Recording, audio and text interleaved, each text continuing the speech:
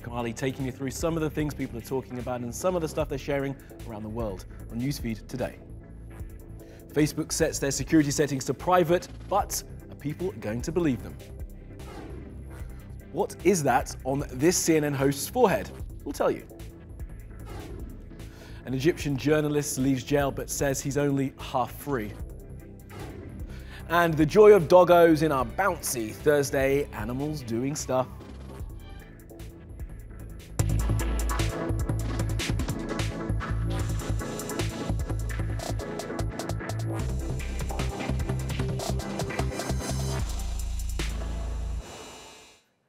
And at the top of our newsfeed, Facebook, just for a change. Mark Zuckerberg has written an essay outlining how he plans to change the social network in the future.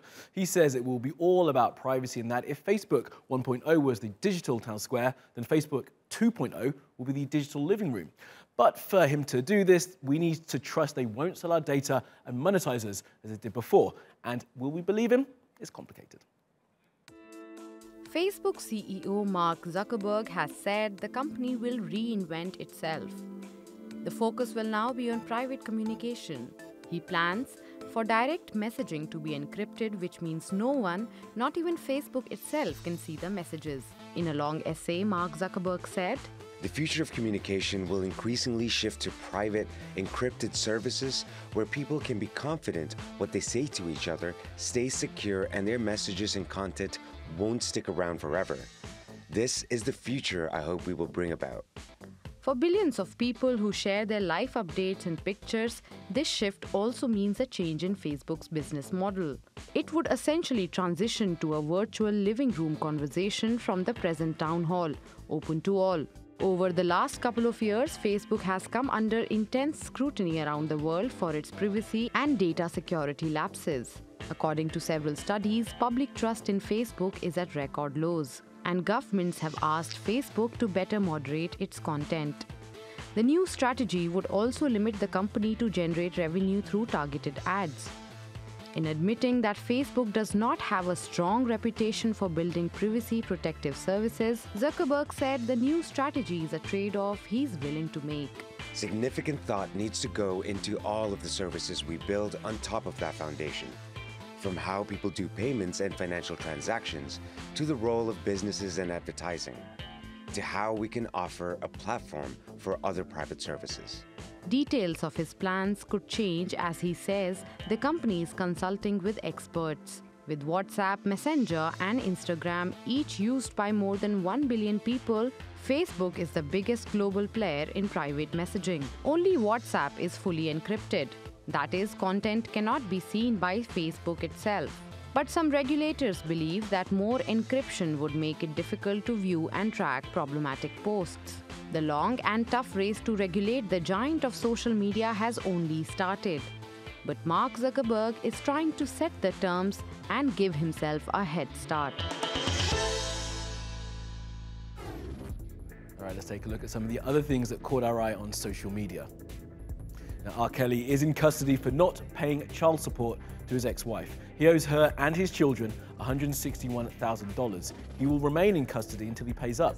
Yesterday, he was interviewed by the excellent Gayle King of CBS News. He cried a few times, raised his voice and beat his chest as he protested his innocence of accusations of 4 women. Robert Kelly faces 10 charges of sexual assault. Answer: he hosted a game show called Jeopardy since 1984. Who is Alex Trebek? He posted this video saying he has stage 4 pancreatic cancer. His name is trending on Twitter as people all around the world send him their best wishes.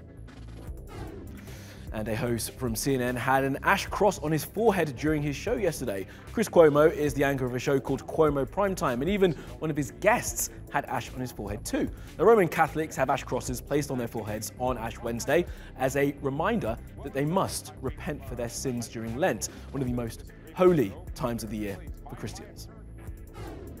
And a teenager called Ethan Lindenberg has given evidence to a congressional panel talking about the essential nature of vaccines. Now, it comes as anti-vax campaigners gain strength due to lies and junk science spread on social media. Ethan got himself vaccinated for measles, Hep A, Hep B and HPV because his mother did not believe in them and relied on Facebook and forums and the church rather than science.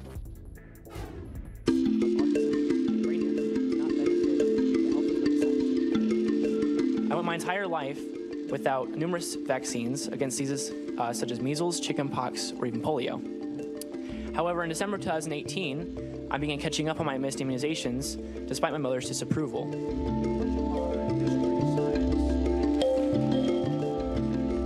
Did your mother get most of her information online?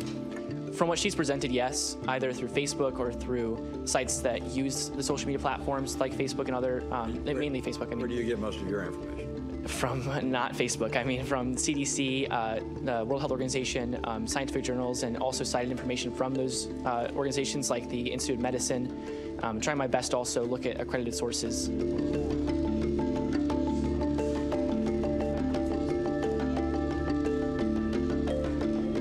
In one such instance where I approached my mother with information from the CDC that claimed vaccines do not cause autism, she responded with, "That's what they want you to think." Skepticism and worry were taking the forefront in terms of information.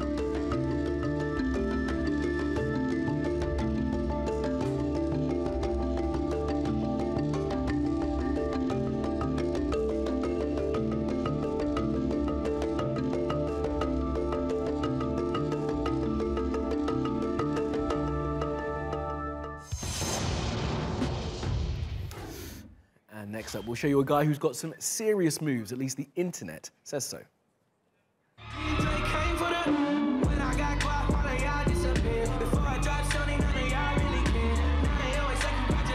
A Florida dance studio that offers classes at $20 a pop posted this clip, and now more than 10 million people have watched him shake it. The popularity is thanks in part to celebrities who've reposted it, but either way, it's clear that this geezer, who's 40, has just two-stepped his way into internet fame.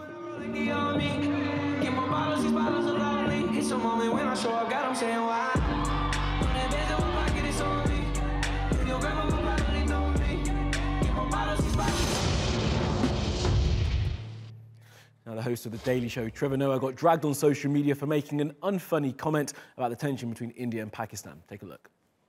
I hope India and Pakistan don't go to war. But if they did go to war, it would probably be the most entertaining war of all time, yeah? Because the Indian soldiers would run out on the battlefield and they'd be like, "Time for you to die!"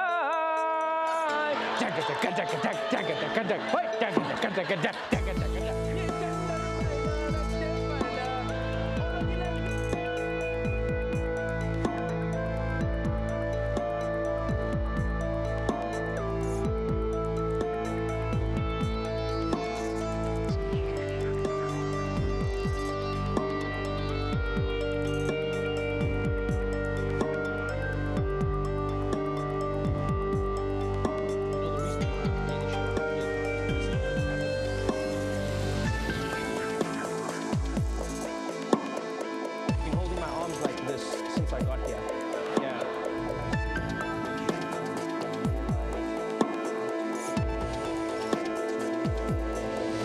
And I know some of you are sitting there now going, "Oh, Trevor, yeah, but I've never seen a beautiful Aborigine."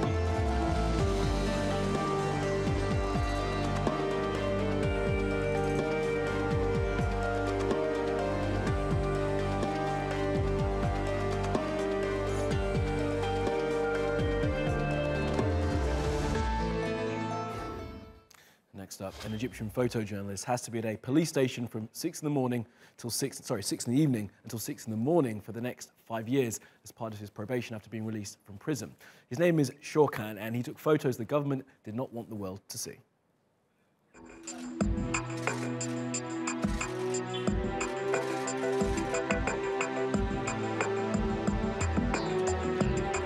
إحساسي بعد ما خرجت أكيد طبعا سعيد يعني طاير.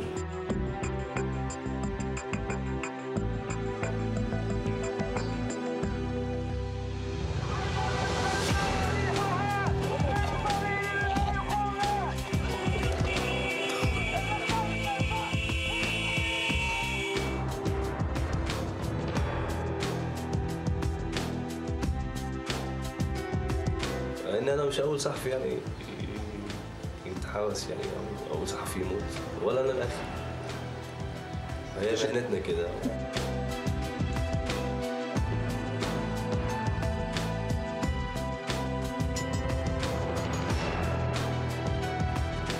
أثر يعني هيأثر لأنه بيخطفك من يومك، بيخطفك من حياتك، أنت بتبقى نص حر، أنت مش حر يعني.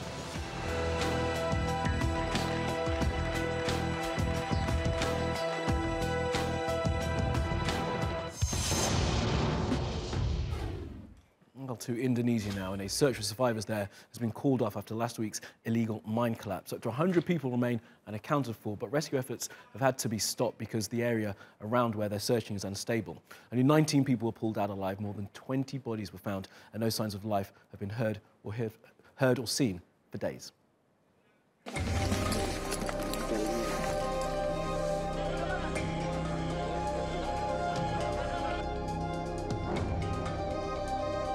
Dia kalau pegang batu basah yang tertutup mungkin tamu satu orang. Dia memutus satu kudang batu besar. Jadi dia mati langsung tak bisa ke dalam.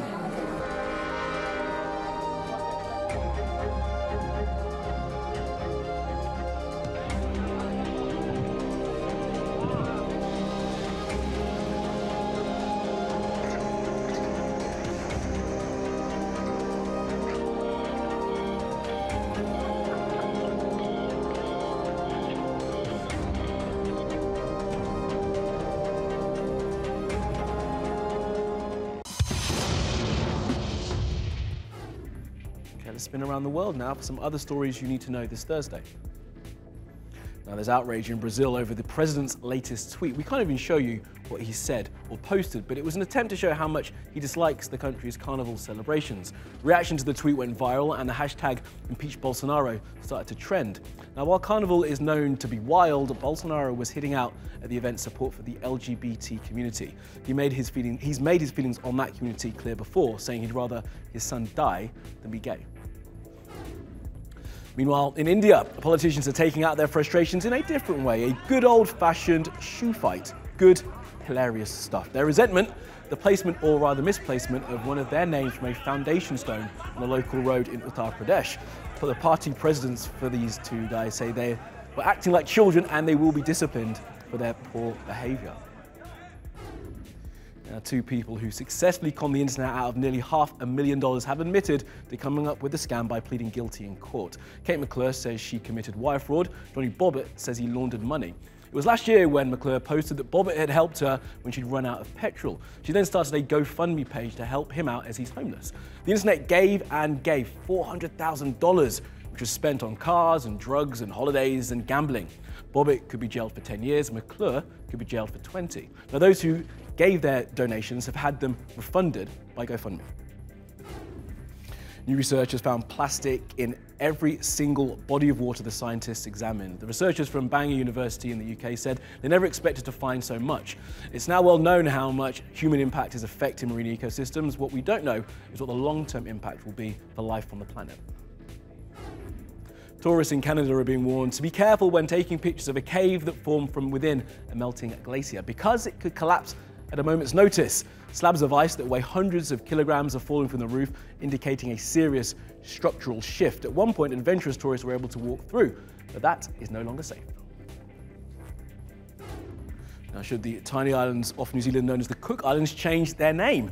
Its leaders seem to think so, saying it's time to honour the island's Polynesian culture rather than the British explorer who sailed through them in the 17th century.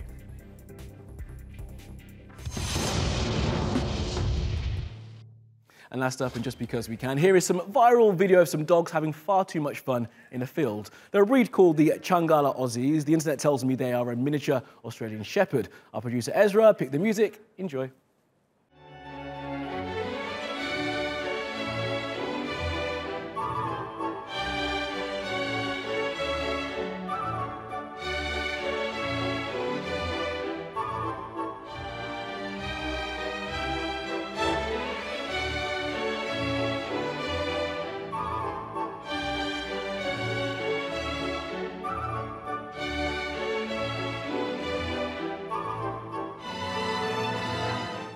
Well, that's all from the NewsFeed team. Reach out to me with your questions, comments, complaints and suggestions. I'm at Kamali Melbourne.